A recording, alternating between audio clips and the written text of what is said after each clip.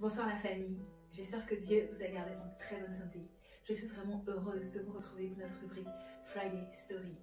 Alors aujourd'hui, je vais partager avec vous un témoignage vraiment percutant, édifiant, puissant que j'ai reçu d'une merveilleuse abonnée, Karen. Je te remercie au passage pour ce merveilleux témoignage. Préservé par Dieu pendant 26 ans pour mon Isaac, c'est tout de suite Norian Talk.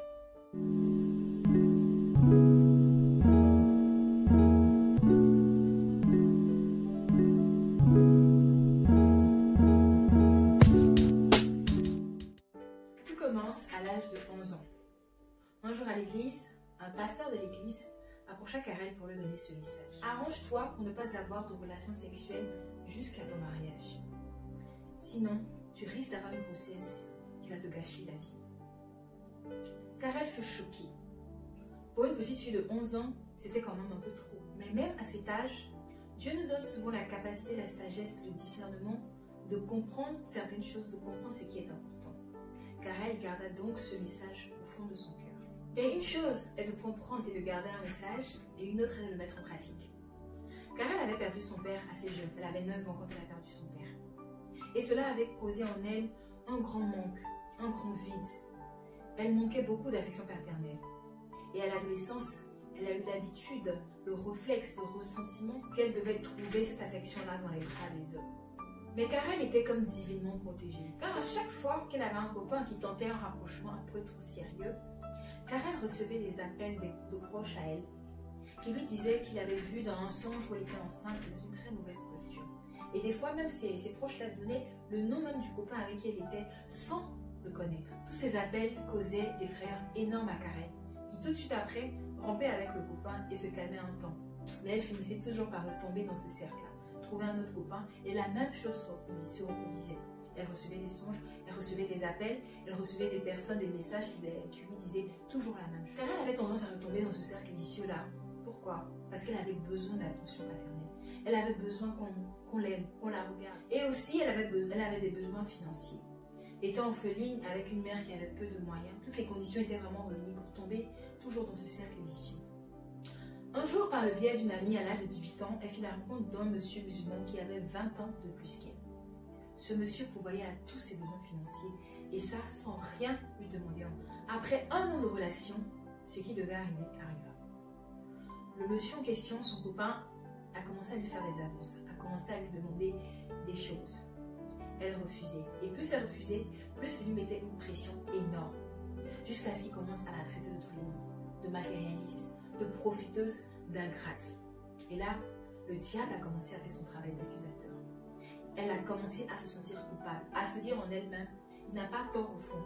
Avec tout ce qu'il a fait, après un an, c'est normal qu'il veuille ça de moi. Elle prit la décision alors d'appeler ce père de sa décision. Elle appela et l'informa qu'elle avait finalement accepté de faire ce qu'il lui demandait. Et ce monsieur-là était vraiment content d'entendre cela, à tel point qu'ils ont pris rendez-vous le jour suivant pour faire ce qui devait être fait. Et le jour du rendez-vous était un dimanche, car elle était chantre à l'église. Et après le culte, elle devait se rendre à son rendez-vous. C'est à ce moment-là que la femme du pasteur de l'église l'approcha et lui donna ce message. « Ma fille, pendant le culte, pendant que tu chantais, un homme est venu me dire que tu t'apprêtes à faire quelque chose qui va gâcher ta vie. S'il te plaît, reviens au Seigneur sincèrement. » Ce message a complètement chamboulé Karen. Et elle s'est dit, mais pourquoi Dieu tient-on à ce que je reste pure? Pourquoi il me suivait le temps? Pourquoi il me garde autant? Pourquoi il m'aime tant? Et là, elle a eu comme un déclic. Elle se dit, mais c'est ce que ferait un père.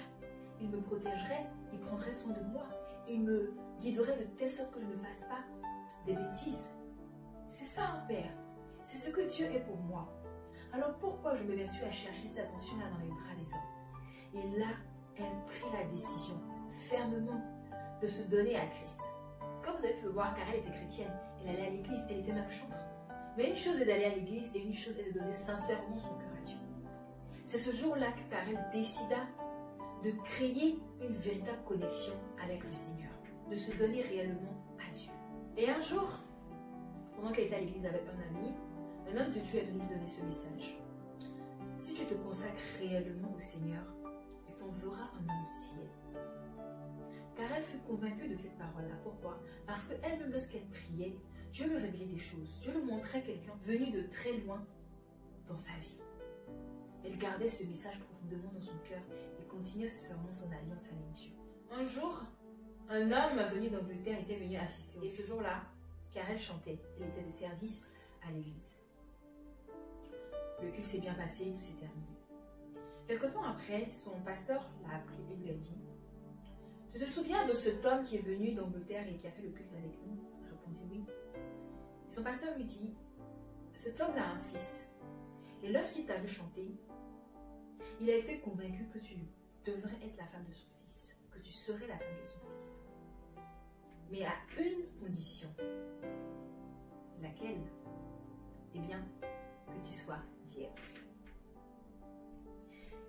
Car elle en a même ressenti en fait, elle a vu en fait le film de sa vie. Comment toutes les fois Dieu l'avait préservée. Il l'avait gardée. Il avait fait en sorte qu'elle ne tombe pas dans le péché, qu'elle reste pure. Elle a compris qu'en fait, tout ceci était fait à dessein. Car elle accepta tout de suite. Car Dieu l'avait déjà prévenue avec tous ses songes, tous ses messages. Elle en a fait part à sa famille, à ses parents, étaient en train d'être organisés. Mais le diable n'allait pas laisser faire les choses aussi facilement. Depuis que le pasteur lui a fait part de ce message, elle attendait impatiemment l'appel de cet Isaac. C'est comme ça que l'appelait, Isaac. Car son histoire était carrément, on va dire, semblable à l'histoire d'Isaac et de Rebecca. Donc sans connaître le nom de ce jeune homme-là, elle a surnommé Isaac. Donc elle attendait l'appel de son Isaac. Mais les jours passaient, les semaines, point d'appel de Isaac. Des mois, point d'appel de Isaac. Les gens autour d'elle commençaient à lui poser des questions, à lui mettre des mauvaises paroles dans la tête, comme quoi ce n'est pas sérieux. Comment tu peux croire à ce genre de choses? Les relations à distance, ça ne marche jamais. C'était comme des inquiétudes, mais mêlées à de la moquerie. La tristesse, le doute et l'amertume ont commencé à gagner le cœur de Karen. Mais elle a fait une chose importante. À chaque fois, elle se tournait vers son père et elle priait. Et il finissait par la remplir d'une conviction, d'une paix qu'elle ne trouvait nulle part ailleurs. À un mois de juillet, Karen, qui en avait marre de cette situation, de ce silence, de ce blocage, des choses qui n'avançaient pas, elle décida de faire une prière. Elle adressa cette prière à Dieu. Cette prière, que lorsque j'ai entendu ces témoignages, j'ai qualifié cette prière de la prière du violent. Elle adressa cette prière à Dieu en disant: on est en juillet. Le 29 août prochain, j'aurai 23 ans. Si le 31 août, je n'ai pas reçu d'appel de cet Isaac, moi je passe à autre chose. La nature a horreur du vide. Et Dieu même il le sait. Et le 27 août de cette année-là, Karen reçut l'appel tant attendu. L'appel de son Isaac. Les premières conversations étaient juste magnifiques.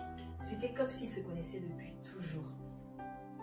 Ils se complétaient vraiment. Ils avaient plein de points communs. Ils étaient vraiment fusionnels.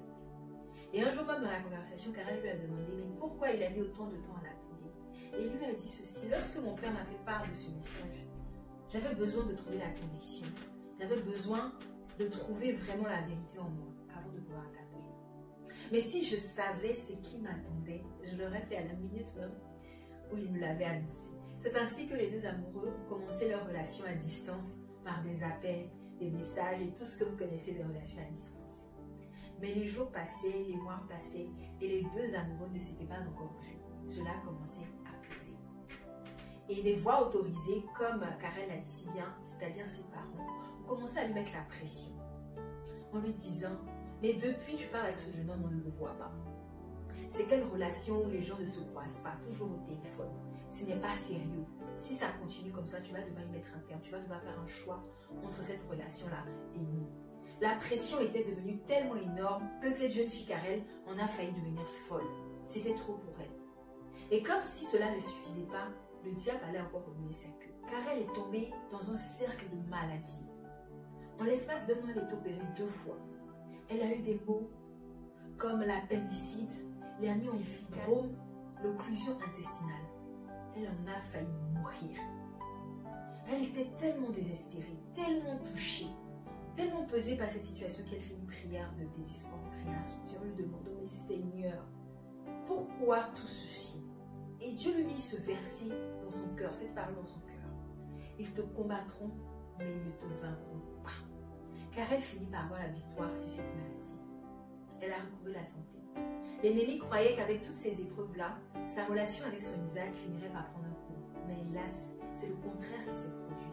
Ces différentes épreuves les ont à solidifier leur relation, à solidifier les bases de cette relation. Et le 29 mars 2019, Karel et son Isaac de son vrai nom, Willem, se sont unis devant Dieu et devant les autres. Ce témoignage a été vraiment très édifiant pour moi. Et j'ai décidé de partager, d'ouvrir la rubrique de Ria Talk avec ce témoignage-là. Et en bonus, comme annoncé sur notre affiche, nous allons recevoir en interview par téléphone le couple Loba depuis la France qui va nous donner son ressenti, à qui je vais poser quelques questions sur cette épreuve, sur ce mariage, sur ce cheminement qu'ils ont eu à traverser avant de rentrer dans leur Canaan. Alors, j'ai en ligne monsieur et madame Loba, Karel et Willem. C'est un véritable plaisir de vous avoir en interview pour mon émission. Je te remercie, c'est toi qu'on remercie pour d'avoir accepté de diffuser le témoignage, d'avoir participé, de diffuser le témoignage sur ta page. Alors, sans plus tarder, je vais commencer par Karel et ensuite je vais passer à Willem. Je tiens à préciser à ceux qui nous suivent que Willem parle anglais, mieux anglais que français. Il est ivoirien certes, mais il parle mieux anglais que français. Donc la partie de Willem sera faite en anglais, mais ne vous inquiétez pas, il y aura un sous-titre en bas, dire ce dont nous sommes en train de parler. Alors sans plus tarder, Karel, nous allons commencer par toi avec la première question. Hormis le fait que tu aies reçu en fait ce message, cet ordre-là, si on peut dire, de Dieu, voilà, est-ce que tu as réellement gagné quelque chose en rentrant vierge, en rentrant pure dans ton mariage? Est-ce que ça t'a réellement apporté de rentrer pure dans ton mariage? Ce que ça m'a apporté de rester vierge, premièrement, ça m'a, comment je vais dire ça? Ça a gardé mon alliance avec le Seigneur. Premièrement, ça m'a apporté une protection, une sorte de faveur de la part du Seigneur, parce que le Seigneur ne donne pas un commandement en vain. Chaque commandement est rattaché à une promesse particulière, spéciale, de sorte que quand on obéit à Dieu, c'est pas pour le Seigneur qu'on obéit, c'est pour nous-mêmes. Même quand il nous dit, tu aimeras le Seigneur de tout ton cœur, de toute ton âme, de toute ta pensée, de toute ta force, c'est pas pour lui faire plaisir, en fait, c'est parce que c'est un bénéfice pour nous-mêmes. Et parce que je sais pas pourquoi, je suis pas sûre que le Seigneur insiste autant en ce qui concerne d'autres personnes. Je sais que c'est un commandement. Tout le monde devrait en fait passer par là.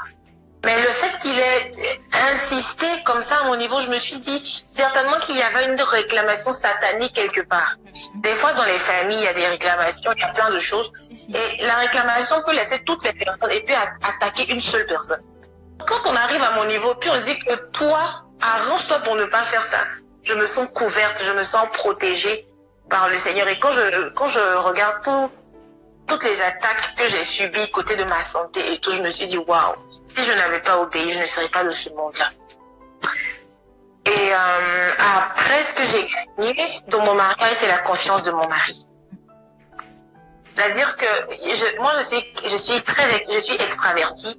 Il peut me voir parler avec des frères sans s'inquiéter de rien, recevoir des messages sans s'inquiéter, me faire confiance en tout, pour tout et partout, parce qu'il se dit que une jeune fille est belle. Comme ça, jusqu'à ton mariage, c'est pas maintenant que tu vas. Effectivement, c'est pas maintenant, voilà. Du coup, il a confiance en mon attachement à la parole de Dieu et à plein de choses, et il me fait confiance, et il y a une paix vraiment dans notre mariage, dans notre relation. Il y a vraiment une paix, même quand on se dispute, même quand on traverse des situations qui sont pas évidentes du tout. Mais il y a une sorte de paix en fait qui ne part pas. Une sorte de confiance qui ne part pas. Je vais jamais prendre le téléphone de mon mari, soupçonner quoi que ce soit, parce que c'est une sorte de conscience innée qui est en chacun pour l'histoire de la personne qu'on a en face. Merci pour ta réponse, car c'est vraiment très très belle réponse. Deuxième question. Est-ce que tout au long de ces 26 ans, d'attente, on va dire 25 ans d'attente où tu attendais ton Isaac, est-ce qu'il y a quelque chose que tu aurais fait différemment?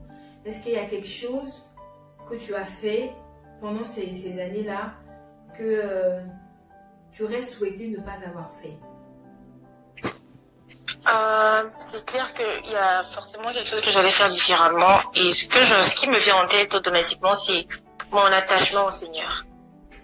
Comme je l'ai écrit, j'avais cette tendance-là à vouloir retrouver l'affection auprès des hommes.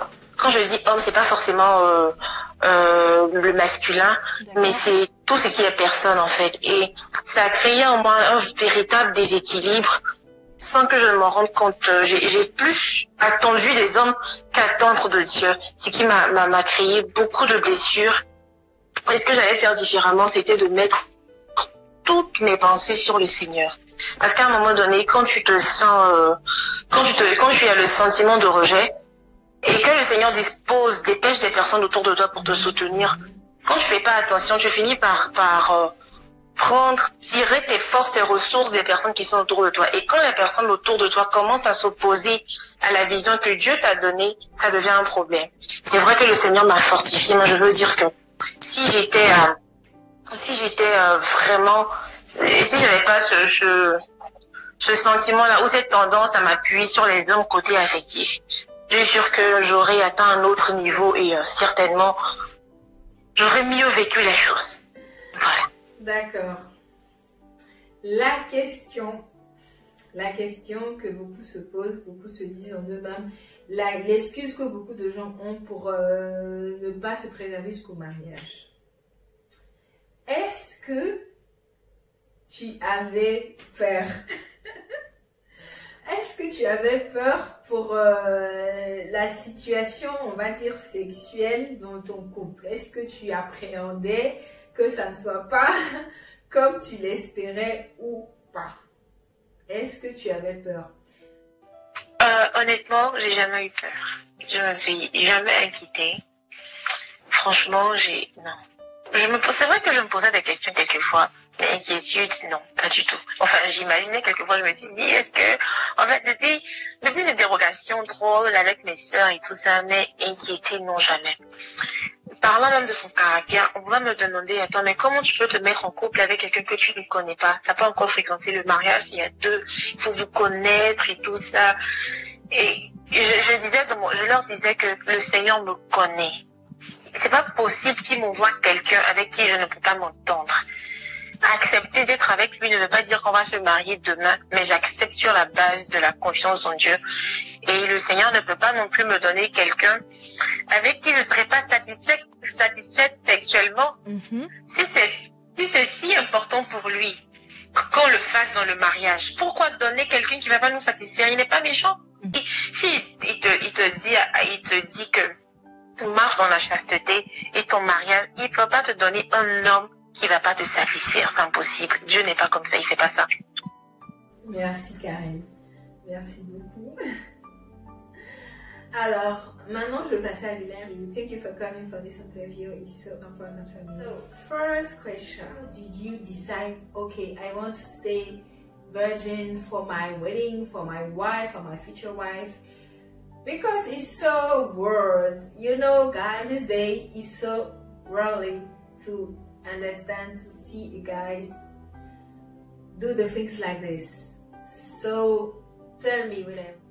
Okay, first of all, I have to say it's because of my background. The fact that I grew up in a Christian household, that's one.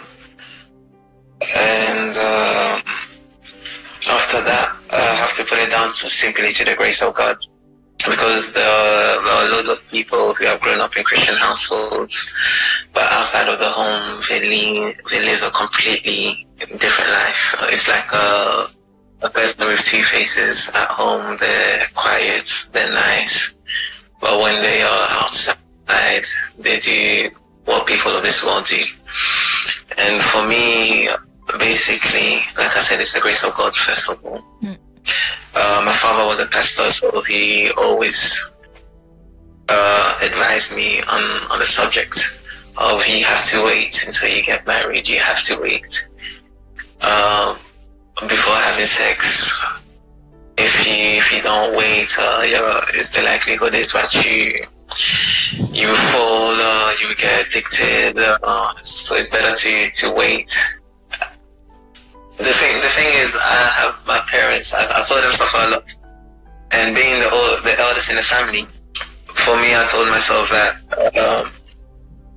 not that I have to set an example, but I didn't want to do anything that would hurt my parents. So I told myself, first of all, because during that time, I also had my studies, because I was in university. I was concentrating on getting my law degree, focusing on being a lawyer. Plus, I had football on the side, so I was concentrating on both those things.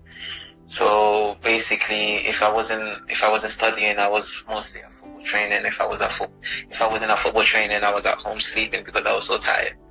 And most of my friends also, they were religious, because I had loads of Muslim friends who also walked a certain way of life, even though at times it was hard for them. The fact that I had them as friends also helped a bit, I can say that. So God used them to keep me on the straight and narrow, if I can put it in those words. But like I said, even though I had my parents, I had the fact that I didn't want to disappoint them.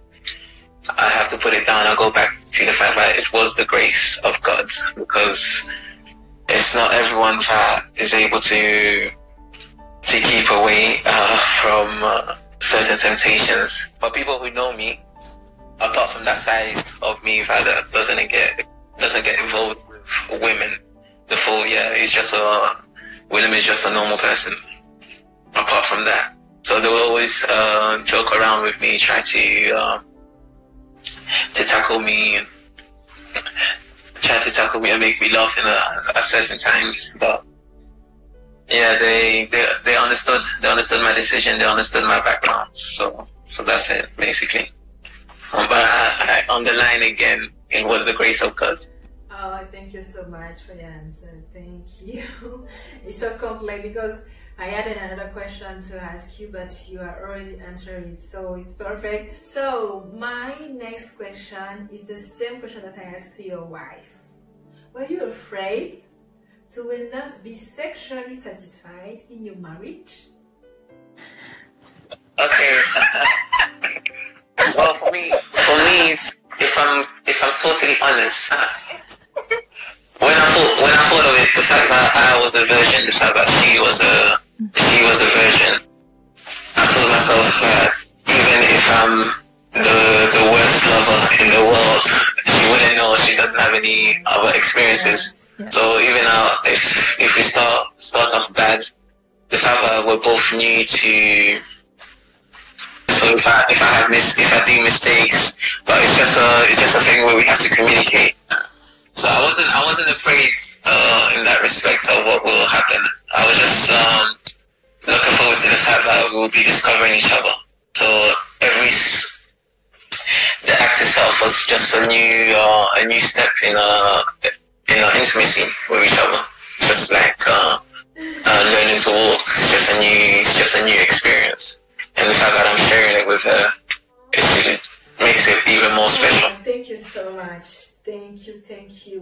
It's a pleasure to talk with you. I don't know if you know, but your history, your testimony as a man to stay virgin until your wedding.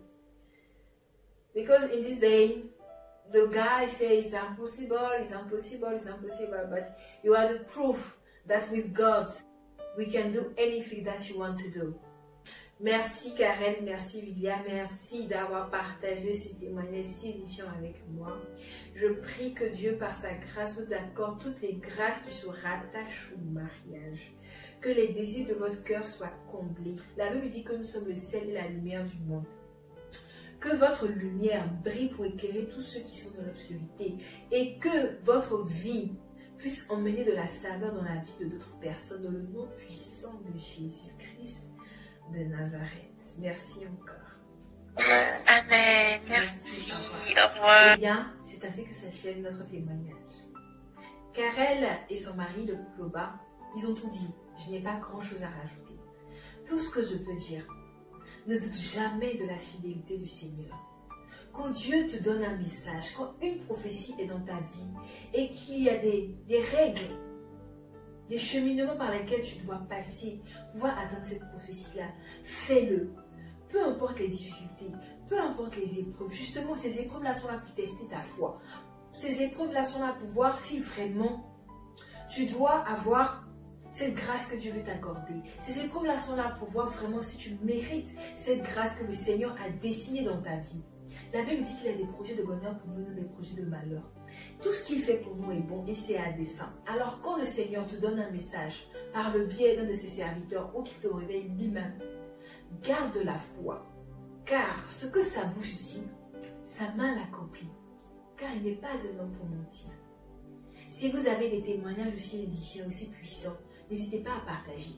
Car si Dieu se manifeste puissamment dans votre vie, c'est pour que vous puissiez édifier d'autres personnes, pour les gagner à Christ. Alors si vous avez des témoignages aussi puissants et édifiants, contactez-moi inbox pour qu'ensemble on puisse organiser cela et les diffuser à d'autres personnes pour le salut de plusieurs âmes. Je vous remercie d'avoir regardé cette vidéo. Que Dieu vous garde et je vous dis à vendredi prochain pour un nouveau témoignage par la grâce de Dieu.